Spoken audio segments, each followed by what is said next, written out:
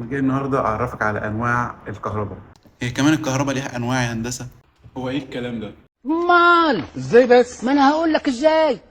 أنت عندك في أي بيت الكهرباء نوعين، نوع AC ونوع DC. ال AC اختصار لكلمة alternating current أو تيار متردد.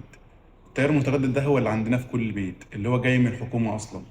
هو تيار كهربي بيغير قيمته واتجاهه أو متغير القيمة والاتجاه بشكل دوري، يعني طول ما هو ماشي في السلك رايح جاي رايح جاي. وده بيكون مصدره محطات الكهرباء الحكومي او المولدات او الديزل. ده كل ده بيكون تيار متردد اللي هو الاي سي alternating current. عندك النوع الثاني من الكهرباء وهو الدايركت كارنت او الدي سي، او بمعنى التيار المستمر اللي هو الثابت. ده بيكون اتجاه واحد لا بيغير قيمته ولا اتجاهه، من الموجب للسالب من الموجب للسالب. تمام. ده بيشتغل في كأمثلة، معظم أمثلته اللي هي البطاريات، الشواحن، الدوائر الإلكترونية البسيطة اللي هي معظم الدوائر الإلكترونية بتشتغل بالدي سي التيار الثابت، ما بتشتغلش بالاي سي اللي هو التيار المتردد.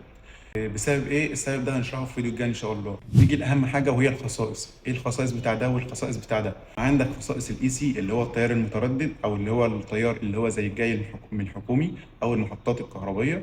ده خصائصه يمكن نقله لمسافات بعيده، يعني يمكن نقله من محطات من مولدات كهرباء لمسافات بعيده من غير ما يأثر على قيمته. تمام. غير انك تقدر تعمل رفع وخفض الجهد بتاعه بسهوله. تمام.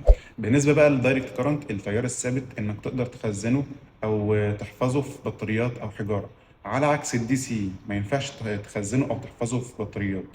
تمام. بالنسبه برضو الخصائص بتاعه الدي سي، للاسف انه ما يقدرش تنقله من مسافات بعيده لان الجهد بتاعه يقل.